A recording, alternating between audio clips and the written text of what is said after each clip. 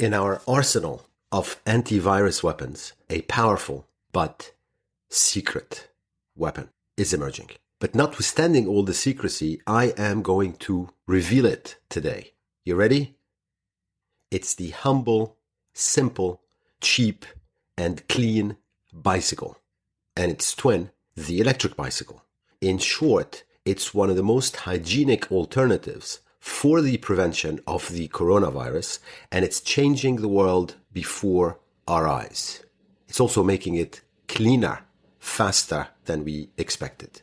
In episode 34, the one just before this one, I focused on some future trends we can already see emerging post-coronavirus. But I want to come back to that today and talk about a few more in this episode 35, because what the humble bicycle is doing in a virus-mobilized world is it's allowing us to reimagine it. That's exactly what I discovered when I saw what some of our cities were doing with the bicycle. And given that 60% of us live in cities, that's big. And potentially, it's very, very big. Welcome to episode 35 of the Angry Clean Energy Guy with me, Asad Razouk.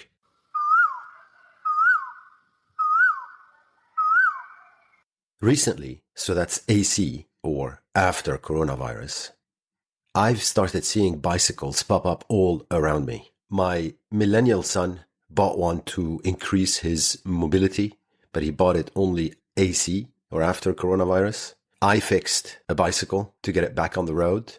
Friends of mine bought one in cities around the world. And I thought to myself, clearly there's something going on with bicycles. I want to take a slightly deeper dive into what that is. But let me come back to that in a bit of a roundabout way. So in the previous episode of the Angry Clean Energy Guy, I talked about how the Great Plague of 1666 led to a science reawakening, which in sort of a straight line led to the Industrial Revolution. So to be slightly more specific on this episode, AC, so after coronavirus, today's Industrial Revolution will increasingly be motored, it looks like, by the biotech industry, with the wings of the biotech industry being carried by big tech, big data, robotics, and AI. Now that's great because any reawakening of science with today's Industrial Revolution motored by biotech will have a strong spillover into climate and the environment. In other words, health will lead and a cleaner world will follow. As the French president Emmanuel Macron said in a recent interview with the Financial Times, when we get out of this crisis, that's the coronavirus crisis, people will no longer accept breathing dirty air. Because he likened the fear of suffocating that comes with COVID-19 to the effects of air pollution. And he's right. People around the world will no longer accept to breathe the enormous quantities of dirty air that they were subjected to through the actions of the big oil companies and the inaction and irresponsibility of governments around the world. If you want to know more about the actions of big oil, you can browse back through some of my previous podcasts where what they've done to hide climate change evidence for decades, lobby governments accordingly, and stop climate action is laid out. And then if you want to focus a bit more on government inaction, that's also all there. And the result of the combination of big oil's deceit with the collusion of governments around the world meant that we created a climate change problem, which looks like we can't control anymore, and which is putting, existentially speaking, our entire species at risk. Along the way, while putting our entire species at risk, it's also destroying ecosystems, oceans, insects, animals, their habitats, all while affecting the most vulnerable of us first. I'm not going to dig deeper today on the topic of climate change. You can browse back all the way to episode 1 and then hear the evidence for yourself.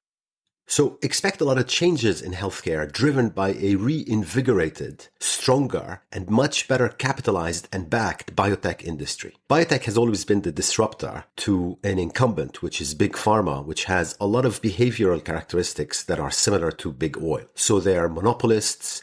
They want to control the rollout of medicines by focusing on profit before people. And the biotech industry has been fought by big pharma.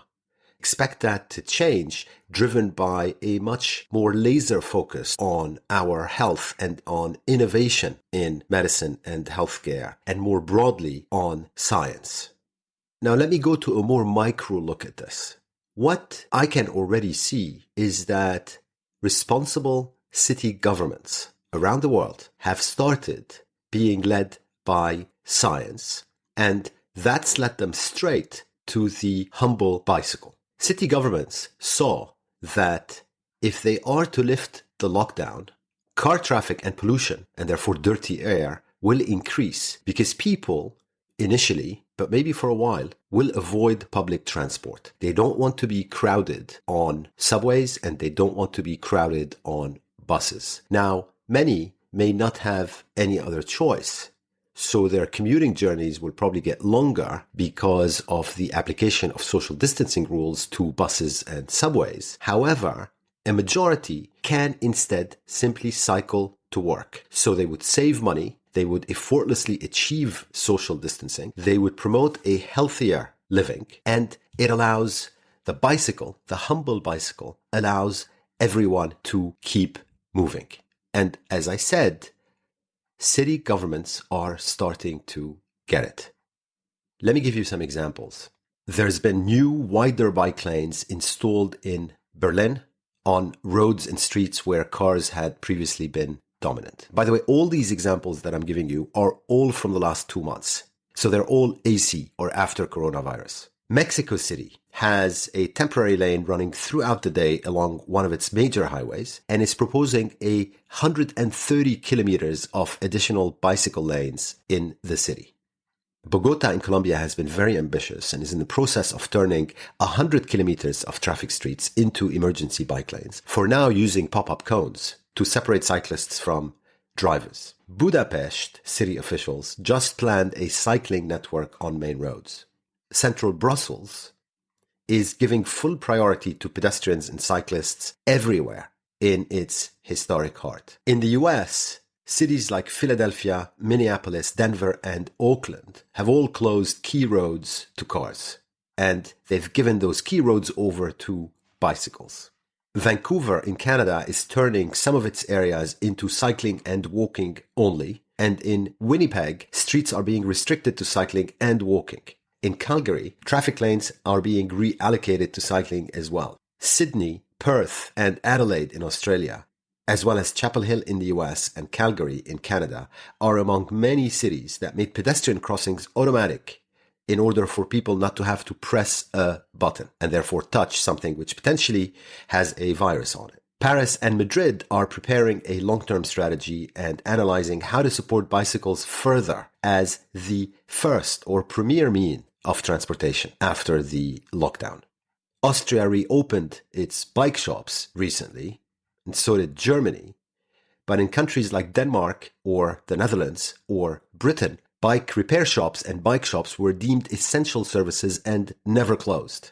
And finally, Milan in Italy is implementing an extraordinary plan to boost walking and cycling after the lockdown eases. So that's temporary cycle lanes that may turn into permanent ones, new widened pavements, pedestrian and cyclist priority streets, reduced speed limits in the city center, the full Monty basically. And that's across at least 35 kilometers. So in no particular order, bicycles are on their way to take over Vancouver, Budapest, Mexico City, Berlin, Bogota, Milan, Brussels, Philadelphia, Minneapolis, Denver, Oakland, Vancouver, Winnipeg, Paris, and Madrid.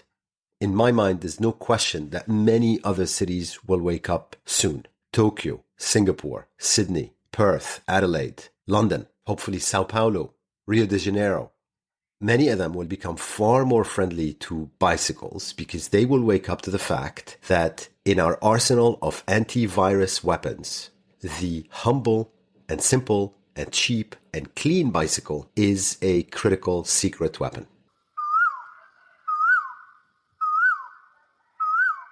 Come on, city mayors everywhere. Come on, do your thing and get those bike lanes going. And think that through for just a minute. Bicycles will effortlessly deliver social distancing.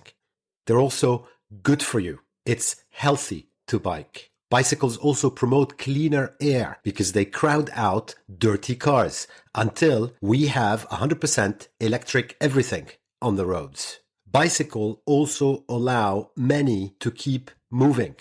And for longer city commutes, electric bicycles do an amazing job. Today, some 60% of us live in an urban area or city, invariably incredibly polluted, invariably crowded out. We are crowded out by cars and the space that they take up. That is really something I hope is over. Because remember, cars take an enormous, gigantic amount of space in cities. There is first the actual space that a car occupies. The average car is pretty empty when it's being driven by a single person, which is a lot of the time. And most of the day, that very same car sits totally empty, unused, taking up space on our roads.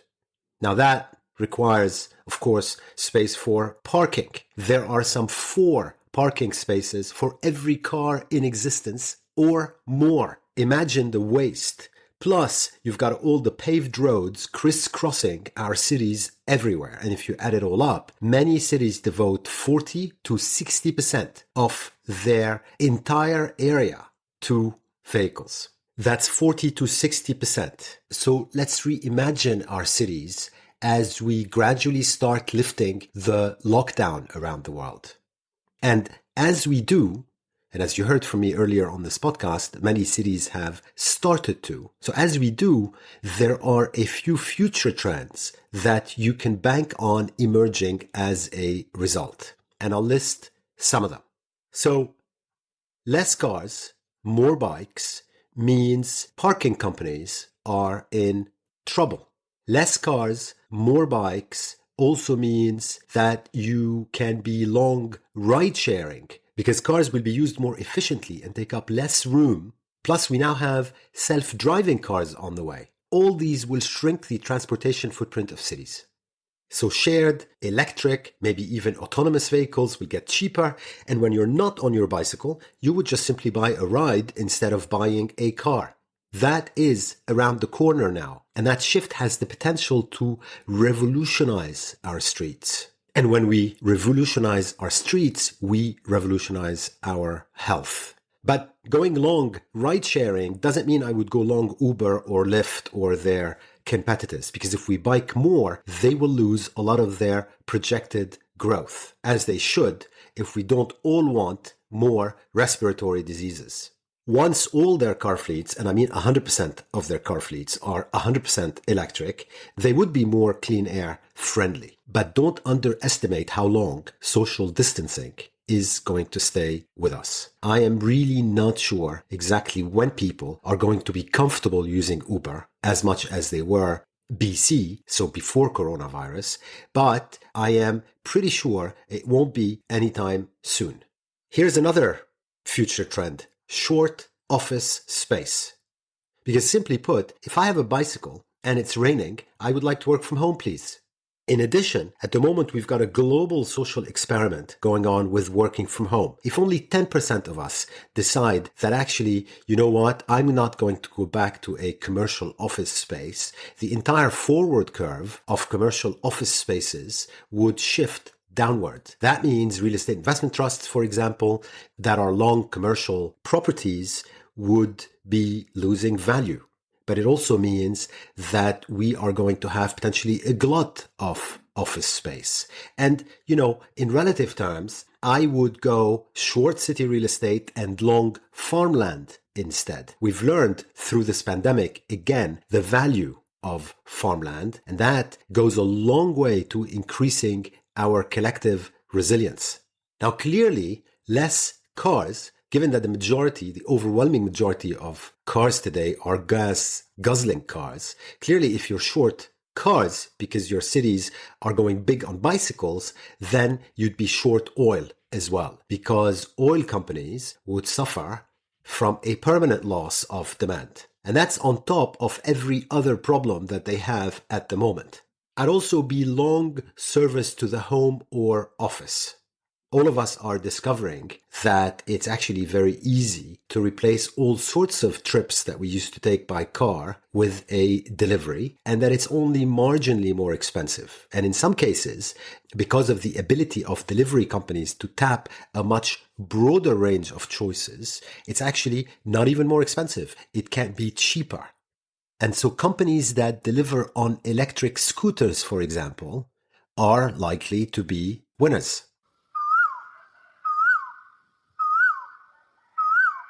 What these big moves by cities around the world towards bicycles also mean is that all car companies, electric car companies included, will probably sell a lot less cars than they think.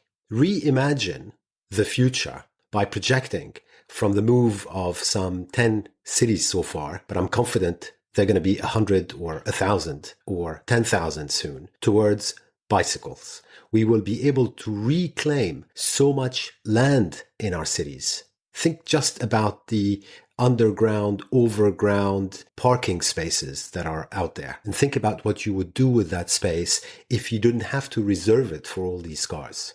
Think then about ride sharing and think about clean air and health. Add on social distancing and you get a lot less future demand for cars, even perhaps buses, than we have been projecting.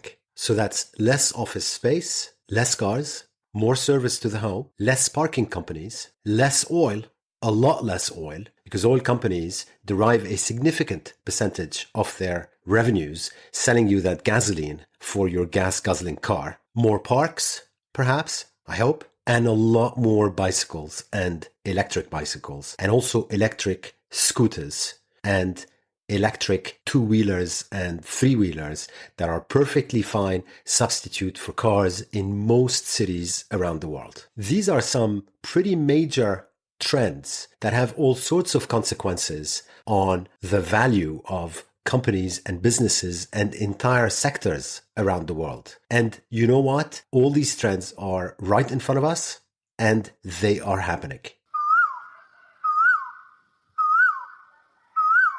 I hope this episode has opened your eyes, as it did mine, indeed, to some of the future trends that we can bank on that are emerging, all of which are driven by our little secret weapon against viruses, the humble, simple, cheap, clean but so mighty bicycle. And its twin, let's not forget about the twin, the electric bicycle. Thank you so much for listening to this episode 35 of the Angry Clean Energy Guy with me, Asad Razouk, and have a great couple of weeks.